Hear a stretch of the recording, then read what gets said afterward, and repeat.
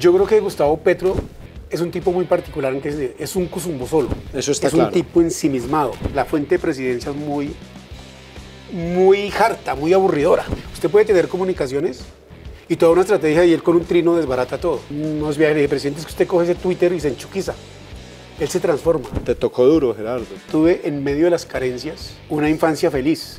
Especial. Estamos en Diálogos con Andrés. Diálogos con Andrés. Hola, nos volvemos a reencontrar en Diálogos con Andrés. Hoy ya vamos en el 53, un año, haciendo la tarea juiciosamente cada domingo a las 8:30 de la noche. Tengo que valorar que el periodismo político en este país es muy difícil hacerlo y como comunicador lo reconozco. Y una de las primeras personas que como senador me dio la oportunidad en un medio de comunicación del nivel de CMI fue Gerardo Aristizábal González. Y por eso quería traerlo, para que nos hable de política, de periodismo, del deporte, de su vida. Gerardo. Senador, mucho gusto. Bienvenido a Diálogos con Andrés, ¿cómo estás? Muy bien, y me gusta estar en esta rima porque Diálogo con Andrés, el programa 53 rima, ¿no? Así es, así es. Me tocó a mí. Y este sombrero tiene algo también de rima, ¿no? Sí. Esa es la vida. Muy característico. Gerardo, ¿dónde nació? En Bogotá, yo soy bogotano. ¿Hace cuánto nació Gerardo? Soy modelo 66. Modelo 66. En unos meses ya llego, en unos meses quedo a 3 años de la pensión. 66, va a estar de 59 años. 58 todavía, pero 58. ya voy para 59. ¿Papá y mamá? Mamá. Mamá. Muy colombiano eso. Sí, muy colombiano, así es. Doña Aurora es mi papá y mi mamá. ¿Verdad? Muy colombiano eso. Pero ese es un mensaje fuerte, ¿no? De lo que ha sido la formación de la madre cabeza de familia o del padre cabeza de familia. También hoy se da mucho ese fenómeno por lo que llaman, y usted lo sabe, senador, cuando discuten proyectos de ley, todo el tema de cómo ha evolucionado la sociedad, pero el tema de las mamás cabeza de familia era muy grande por el desapego de los padres. Sí, señor. Hoy también hay muchos padres que son cabeza de hogar por el desapego en la llamada pues liberación o el feminismo que hay muy fuerte de las mujeres, que tampoco tienen que soportar a lo que las sometían los hombres. Ese machismo se ha acabado en algo, en el tema de la familia. Mucho. Sabe que una persona que usted conoció mucho, el doctor Horacio Serpa, un día le pregunté, doctor Serpa, el cambio social que usted ha visto, mayor que a usted lo conmueva el cambio social, ¿cuál ha sido en Colombia? ¿Qué le respondió el doctor Horacio? Y él me dijo, el doctor Horacio, Gerardo, el ver a los papás, a los padres jugando en los parques con los hijos.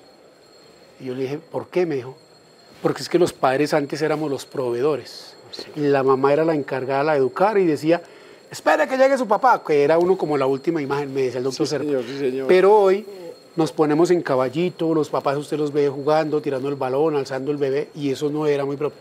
Ese cambio en el fortalecimiento social me parece que es el mayor que se ha dado en Colombia, me dijo el doctor Serpa. ¿Usted es cercano al doctor Horacio? En noviembre del 97, Horacio Serpa me propuso que fuese su jefe de comunicación de la campaña. Le dije que no, porque mi sueño era pasar a CMI, que era Dios. Y a los poquitos días, Mauricio Vargas, exministro de Comunicaciones, ex embajador en Francia, es director de la revista Semana, director de la revista Cambio, columnista del Tiempo y analista del Tiempo, me dijo un día, oiga, usted ya no vuelve a Radionet, y yo pensé que era que me estaban echando, y yo dije, yo no he hecho nada, me llamó, yo estaba aquí en el Congreso, no, es que Yamid y yo decidimos que usted se corrió unos pasitos, entonces pasé a CMI. Cuando yo entré a CMI, doctor Andrés, hombre, era 58 puntos de rating, ni siquiera un partido de la Selección Colombia hoy, y yo llegué y eso era Néstor Morales, hoy director de Mañana Blue, Juan Roberto Vargas, director de Noticias Caracol, Ricardo Galán, que fue jefe de prensa de Álvaro Uribe, comisionado de televisión, era el subdirector del noticiero, después fue el subdirector del noticiero, las estrellas, los presentadores, eso era maravilloso. La mejor escuela. Y entonces yo llegué y eso era así. Claudia Morales. Y a mí me pasó algo muy, muy curioso porque Yamit, como a los 15 días, estaba César Mauricio Velázquez, César Mauricio. cubría política, Claudia Morales, otra compañera llamada Claudia Soto, y yo llegué a reforzar la campaña, me llevaron con el propósito de que cubriera la campaña de Serpa, precisamente lo de la campaña presidencial del 98. Y a los 15 días ya Yamid ahí en el Consejo de Redacción dijo, el que va a coordinar política, editor político es Gerardo, y yo era el chiquito y eso que les cayó como una patada en el... porque ellos eran estrellas y yo venía de ser... Generó celos. Sí, pero eso no pasaba nada, digamos, ahí fue una gran experiencia donde duré... O sea que ese año fue en 97, 98. A CMI entré en el 98. 98. Y usted tuvo el privilegio y también el dolor de despedir a CMI 2025. Claro, esa primera etapa trabajé hasta 2003, trabajé 5 años y un mes. Trabajé hasta el 24 de enero de 2003. De ahí me fui con mi ex jefe en CMI, exdirector, Mauricio Vargas, porque cuando Yamid se fue a montar los noticieros de Caracol, quedó Mauricio Vargas, que pasó de Radionet a CMI. O sea que Yamid y Mauricio Llaves. Sí, claro. Y entonces Yamid se va para Caracol y todos nos queríamos ir con él. Y entonces él dijo, yo no voy a desbaratar mi noticiero, yo voy a montar otro noticiero. Entonces no nos llevó a nosotros, solamente se llevó 5 personas. La secretaria, el conductor, el asistente, Néstor Morales y Claudia Palacios, que había comenzado como practicante y cubría a Claudia Palacios, esa figura que ustedes ven, cubriendo medio ambiente. En esa época, me acuerdo mucho, era gobernador por primera vez, Eduardo Verano de la Rosa. Así es. Eduardo Verano de la Rosa, gobernador del Atlántico. El Atlántico. Y de ahí, estuve en 2000 y me fui a la revista Cambio 7 años. Y ahí fue donde sacamos con otros compañeros. Ellos, yo solamente ayudé por... O sea, que usted trabajó con Jaro Lagüeta. Claro, Jaro Lagüeta. Jaro Lagüeta. Algo que les dolió a ustedes mucho en el Centro Democrático y por el cual apresaron a una persona, y aquí no voy a entrar en controversia, que para mí estuvo muy bien condenado el exministro Ander Felipe Arias, por agroingreso seguro. La denuncia empezó en cambio. No, empezó no, fue de cambio. Fue en cambio. Empezó y terminó Sí, en cambio. empezó y terminó en cambio. Y eso... Y ahí yo era el editor político de la revista Cambio, y si usted recuerda, había unas entrevistas, yo era el entrevistador. Lo que pasa es que en Cambio uno no firmaba los artículos. Las entrevistas centrales de la revista las hacía yo también. ¿En qué año muere Cambio?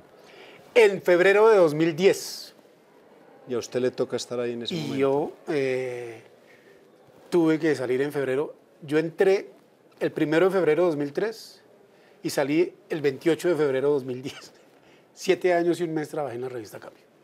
¿Y en qué año le termina tocando cerrar a CMI? El 14 de noviembre de 2024. 14 de que fue mi noviembre. tercera etapa. Yo había vuelto en un interregno, antes entre 2010 y 2011, y esta última desde 2018, donde duré 6 años largos, casi 7. ¿Y usted terminó prácticamente haciendo las entrevistas de Pues, Yamid, en un momento ya de mayoría de edad de Yamid Amad? Senador, sí, Yamid, digamos, tiene un tema, su mente intacta, pero él tiene un problema de oxígeno.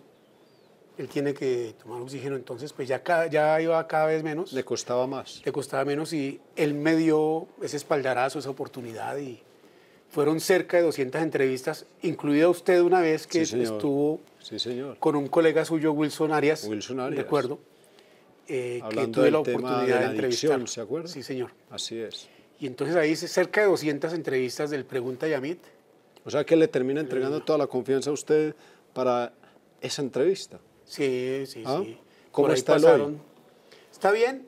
Yo le ayudo todavía a cuadrar algunos personajes para el periódico El Tiempo, que él tiene una entrevista. Así es. La entrevista central del periódico El Los Tiempo domingos. los domingos y de cuadro personajes. Señor. Así es. Gerardo, en todo este proceso, ¿dónde hace la universidad? Yo estudié en una institución que se llamaba en esa época Escuela Superior Profesional IMPAO. Así es. Donde estudiábamos los de clase estrato 1, 2 y si acaso 3, o sea, uno de estrato 3 era eso, y estudié nocturno, técnico profesional en periodismo. Te tocó duro, Gerardo. Me siento muy bien tratado por la vida. Tuve en medio de las carencias una infancia feliz. El patio de mi casa era el monte. Claro. Entonces hoy yo, por ejemplo, cuando alguien dice, no, que el Transmilenio va lleno, si supieran cómo me tocaba irme uno colgado en los buses, caminar hasta un barrio que llamaba Las Columnas, 35, 40 minutos para coger el bus, bajarme a pie. Yo estudié en un colegio que se llama el Colegio Interamericano, de quinto primaria a 11, en esa época era sexto. ¿Todavía existe el Interamericano? Claro, todavía existe yo fui becado desde quinto primaria hasta sexto bachillerato. ¿Y ya te gustaba el periodismo? Desde la casa, no. ¿No te gustaba? ¿Qué te gustaba? Mi educación fue tardía, o sea, yo no puedo decir ¿Ah, sí? que de chiquito era que estaba en la emisora en el colegio. ¿Nació por allá en 10º, 11, o qué? No, nada, más grande ya. Ya más grande. Ya grande. Yo comencé estudiando ingeniería de sistemas en la Universidad Antonio Nariño primero. Pero me cuentan que te gustaba el periodismo deportivo, no el en político. eso sí comencé. En ese sí comenzaste. Yo sí quería ser periodista deportivo. Quería ser analista, quería ser cubrir camerinos. ¿Qué Imagínese, querías? senador, que a uno la vida lo va enderezando y lo va llevando por su camino, digamos. Así es. Estaba tan equivocado que yo llegaba del colegio a poner una cosa que llamaba la guerrilla deportiva, porque mi ídolo en el comentario era Carlos Antonio Vélez. Estaba absolutamente desfasado yo. O sea, desfasado, nada que ver. Si mi ídolo era Carlos Antonio ¿A qué hora era la Vélez, guerrilla deportiva? Hoy yo no, es increíble, lo digo, no nada personal, porque un día lo entrevisté para la revista Sí, Cambio, claro. un caballero, un señor. Yo te entiendo. En el trato. No es nada, pero yo digo, o sea, Carlos Antonio Vélez yo no lo soporto en una transmisión. Pero o sea, yo crecí En ese referente. con ese referente de Carlos Antonio Vélez. ¿A qué hora y era él ese me deporte? ayudó a formar ¿Sí? ese referente para creer que yo podía ser periodista deportivo. Yo hice las prácticas en periodismo deportivo, bueno, que son obligatorias, las hice. Claro. Y comencé en periodismo deportivo, hice las prácticas en Melodía con una persona que me dio la oportunidad, Gabriel El Chemas Escandón, que hoy trabaja en Caracol Radio, Caracol muchos Radio. años, un referente del periodismo deportivo. Completamente. Y yo me crié, yo me sabía todos. Weimar Villegas, el Tateo, Rafael Villegas, Weimar Muñoz, Munera Aisman. Entonces, yo soy hincha La escuela. bogotano, pero yo soy hincha de Nacional, por los puros criollos. Sí. Entonces, yo oía todo. De Francisco Maturana. Y yo, exactamente, porque Grita el pueblo, yo soy muy que hace nacionalista, Medellín. entonces oía. Así es. Entonces uno oye, silencio público, y todo el estadio se callaba y Munera Aisman. Munera Aisman. Yo no entendía nada de lo que narraba, pero... Oiga, pero todo eso. ese momento del periodismo deportivo, con un muneraísmo que pasa de Caracol a 790, le compra una emisora a Caracol y Munera está por un lado, por el otro lado está Hernán Peláez, por el otro lado está Weimar Muñoz, unos monstruos. Uno dice que forman una etapa de la vida del fútbol en Colombia, ¿no? Sí, claro. Y manejaron la tribuna. Pero manejaban, pues Edgar Perea en Barranquilla. Edgar Perea en Barranquilla. Recuerde usted que pelearon con los Char y los Char tuvieron que ofrecerle disculpas. Sí, señor. Ofrecerle disculpas a Edgar Perea, que llegó en un helicóptero una vez a transmitir un partido. Sí, señor. Yo veía el gol, Benjamín Cuello, digamos. Benjamín Cuello, qué ¿cierto? hombre, ¿eh? Guillermo Montoya Callejas, que me encantaba a mí, sigue con Munera. Ese sí era un periodista deportivo, Sigue. no un periodista de fútbol. Aquí confundimos el ser periodista que cubre fútbol con ser periodista deportivo. Guillermo Montoya Callejas sí sabía de voleibol, natación, atletismo, ciclismo y fútbol. Esa relación del periodista deportivo al periodista político agudo, ¿dónde empieza a hacerse en Gerardo? Lo que pasa, senadores que yo he tenido, digamos, yo he trabajado, la mayor parte de mi vida ha sido en medios de comunicación. Yo le dije que Horacio Serpa me ofreció trabajo y no acepté. Sí, pero no me contó algo. ¿Qué? ¿Qué le faltó a Horacio Serpa para ser presidente? El Usted me dice momento, le dije el timing, sí, el momento. El momento. El momento, además, porque Horacio Serpa, que era un hombre de izquierda, comparado con el presidente que tenemos hoy, estaría a la derecha. Totalmente. ¿Cierto? Centro derecho. Pero el momento del país era un momento muy distinto. Muy distinto. Y le hicieron la vida imposible. O sea, los factores de poder en este país. Completamente. Regionales y nacionales. Y nacionales, y sobre todo los económicos que eran tan fuertes. Sí. No voy a decir se confabularon. En su interés legítimo de respaldar otra aspiración que ellos consideraban, le hicieron la vida imposible y no le permitieron llegar. Esa es la verdad.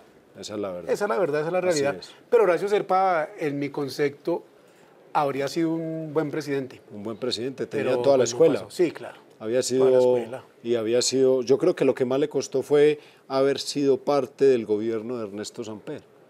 Eso es lo que Pero más le eso cobró también a la lo sociedad. catapultó. Recuerde usted que a Horacio Serpa le decían en el 94 que se presentara a él, no Samper.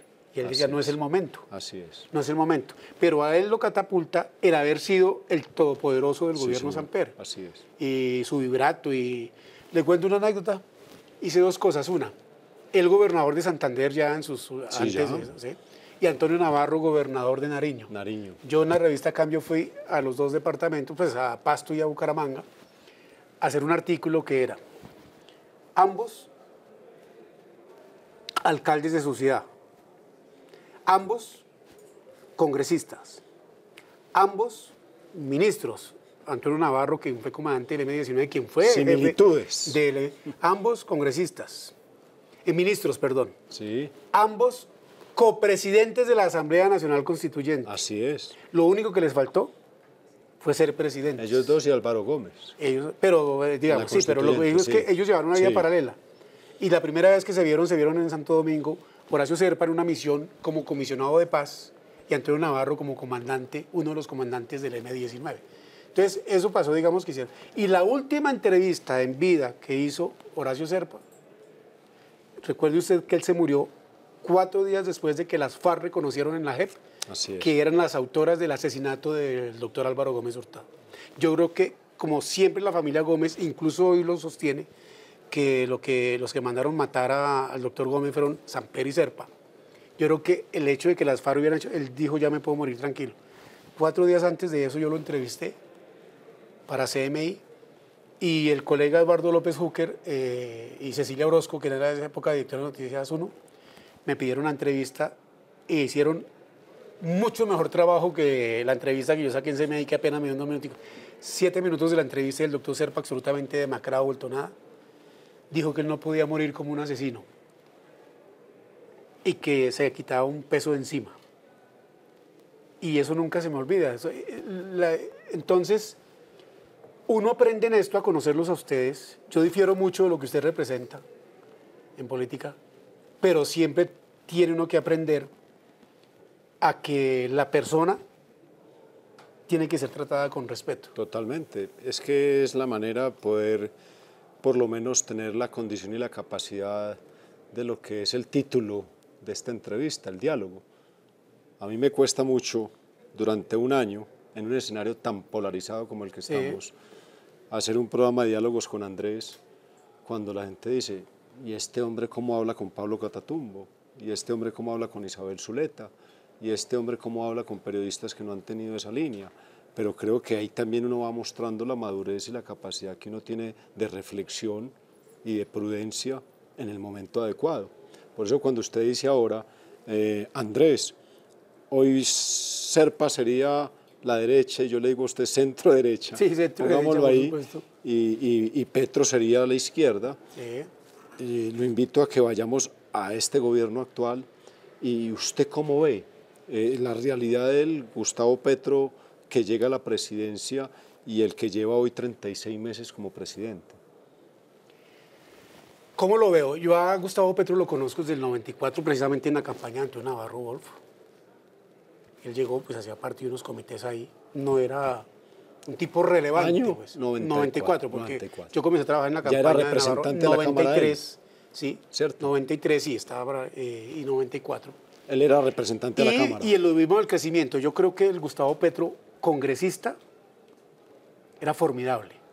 ¿Qué tal como persona? Porque algunas personas que me dicen que Gustavo siempre ha tenido esa conducta difícil con la gente, no lo puedo asegurar, pero me lo dicen por allí, entonces yo digo, tengo que preguntarle a la gente si ese Gustavo Petro de los primeros años en el Congreso y en la Cámara de Representantes era una buena persona. Mire, yo creo que Gustavo Petro es un tipo muy particular en que es un cuzumbo solo. Eso está Es claro. un tipo ensimismado. Muy bien. Es un tipo egocéntrico. ¿Es tímido? Es muy tímido, sí. Es tímido. Es tímido. Ese hombre tan Pero inteligente él por lo general es tímido. Él mide interlocutores. Yo cubrí en esta última etapa presidencia, yo he cubierto 5 presidentes, pues, presidentes de medios de comunicación cubriendo la fuente de presidencia. ¿Qué son? Y siempre me canso. Un pedazo de Ernesto Samper. Samper Un pedazo 94. de Andrés Pastrana. 98. Un pedazo, o sea, en directo para CMI de Álvaro Uribe. 2002, después 2010. y después en la revista Cambio todo el periodo Uribe, digamos. Le Yo era tocó lector Santos. político. Y un pedacito de Santos, pero ya, no, entonces ya le explico. Y Gustavo Petro, pero 5, digamos Santos, fue muy esporádico, 5 presidentes. Y yo siempre renuncio porque la fuente de presidencia es muy, muy harta, muy aburridora. Pero con Gustavo Petro es especialmente aburridora. Es que considero que con Gustavo Petro no hay un estratega en comunicaciones. ¿Por qué? No es que fallen las comunicaciones, es que él no permite que haya comunicaciones. Usted puede tener comunicaciones y toda una estrategia y él con un trino desbarata todo. Es que yo se lo dije y pues usted me conoce y la gente me conoce, yo soy muy directo en lo que dije. No es viaje, le dije, presidente, es que usted coge ese Twitter y se enchuquiza. Él se transforma. El Petro de sus redes sociales y el Petro de plaza pública es totalmente diferente. Completamente diferente al Petro. Pero una cosa que tiene para demostrar cómo es su forma de ser. Él se subía al avión, digamos, vuelos de 11, 12 horas, y se metía al avión. Usted sabe que el avión presidencial tiene un pequeño cuartico, pues precisamente para que el presidente en esos viajes descanse. Y él se sube al avión, dice, hola, ¿cómo están? Y se mete de ahí no sale. No habla ni con los ministros. Pero es una relación muy difícil. Por eso es muy difícil, pero esa es su forma de ser y eso fue. Usted me dice la expectativa frente a lo que representó. El Petro del Congreso de la República es para mí un congresista que le hizo mucho bien a esta democracia. Al ex senador Carlos Felipe Mejía lo liquidó en un debate que fue maravilloso. Recuerde, sí, señor, cuando Carlos Felipe Mejía en su tono exaltado y agresivo le dijo que sobraban. Y él se volteó y le dijo, oh, no, aquí no sobra, en mi gobierno no sobra nadie, en mi gobierno no va a sobrar nadie, en mi gobierno al contrario, van a estar todos, ni siquiera ustedes que piensan distinto van a sobrar, que es una intervención de 20 minutos de Petro que es magistral, pero de ese Petro como presidente y el discurso que enarbola es completamente diferente. Si usted me pregunta, el Petro que hay hoy es muy diferente al Petro candidato. Y a mí, independientemente de las evaluaciones, ustedes los de la oposición dirán que le va muy mal, los del gobierno dirán que le va muy bien y es que ustedes no los dejan, pero para mí es un ejercicio normal. Es un ejercicio normal y válido en política, pero para mí lo que me impresiona es que va a generar mayor desesperanza y un hombre que se la pasa predicando la política del amor, no entiendo por qué en sus discursos lo que menos hace es transmitir amor. Miguel Uribe. Lo que le pasó va a derechizar el país porque la gente clama seguridad en ese aspecto y es indiscutible que ustedes van a sacar provecho de eso. No digo está claro, politiqueramente, sino pues electoralmente. ¿Por qué? La manifestación tema emocional del domingo, de la marcha del silencio de ese domingo, yo estuve ahí, me encontré con varios amigos, pero eso era una manifestación, senador, donde por primera vez yo vi una cosa que me sorprendió mucho, y fue la clase alta y la clase media alta marchando. Así es. Porque aquí las calles, lo que han demostrado en este gobierno es que son de todos y no son de nadie.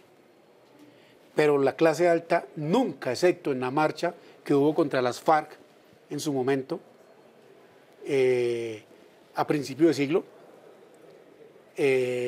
había conjugado tanto. Y esta es una marcha donde, digamos, pues no es que todos sean los ricos o como políticamente de un lado se utilizan, si era un repudio y un cansancio frente a lo que representa. La campaña se va a derechizar, por supuesto, no sé si alcanza para que sea un presidente, usted, que es precandidato, Paloma, Cabal, Paola Holguín, que hacen parte del Centro Democrático, Vicky, que ustedes ahora están a la izquierda de una compañera que quiero mucho como periodista, pero que como política, pues, la política los transforma a ustedes de una forma y verlos echar discursos.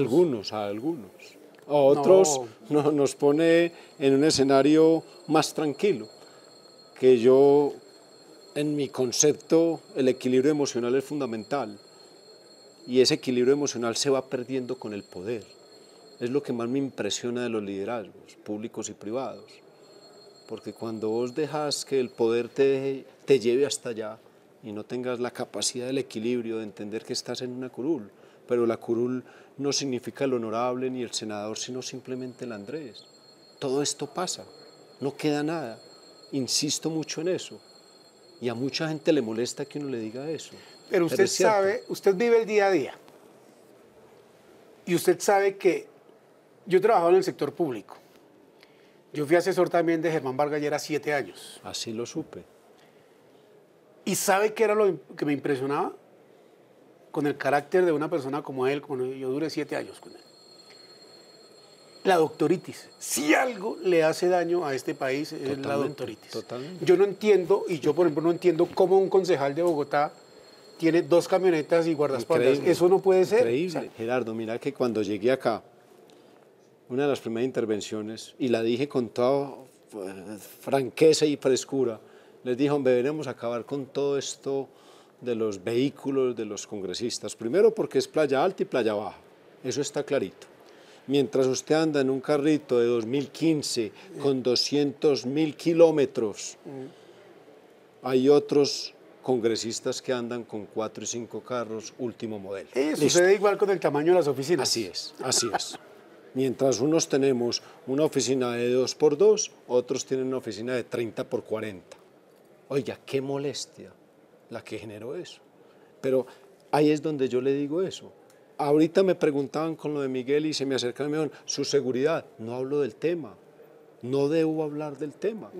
Porque por estrategia, ¿usted cómo le va a contar a una revista o un medio de comunicación cómo está su seguridad? Para que el enemigo lo lea. No hablo del tema. Eso no debe ser noticia en esta sociedad. Y eso me parece muy sano lo que usted representa. Pero esa es la realidad en la que nosotros vivimos. Gerardo, te queríamos invitar a En Diálogos con Andrés y agradecerte, porque uno en la vida de lo público, y lo decíamos ahora, no tiene que ser agradecido. Y nunca olvidaré que un periodista, Gerardo Aristizábal González, me invitó a CMI unos meses antes de que se acabara. CMI se acabara. Para un senador que viene de región, que lleva sombrero, y que los medios de comunicación bien difícilmente lo abordan a uno en lo nacional, y más si usted no hace escándalos o no comete errores de procedimiento, usted pasa desapercibido en un congreso como este. Por eso se lo quería agradecer, y yo quería tener a Gerardo, al ser humano, en Diálogos con Andrés. Senador, muchas gracias, y lo último es, bajémosle al lenguaje. Así es. Podemos debatir sin necesidad de insultar al otro. Imaginé que cuando iba a salir Pablo Catatumbo el 5 de enero, me acabaron en las bodegas, en las redes, que por qué yo hablaba con Pablo Catatumbo. Lo que me queda de la entrevista de Pablo Catatumbo es que al final me dijo, primera vez que hablo con un senador del Centro Democrático, y llevo aquí ya más de 7 años en el Senado. Con esa me quedo. Dios los bendiga. Gracias, senador. Gerardo, un abrazo. Nos volvemos a reencontrar en Diálogos con Andrés. Un abrazo grande. Chao. Diálogos con Andrés.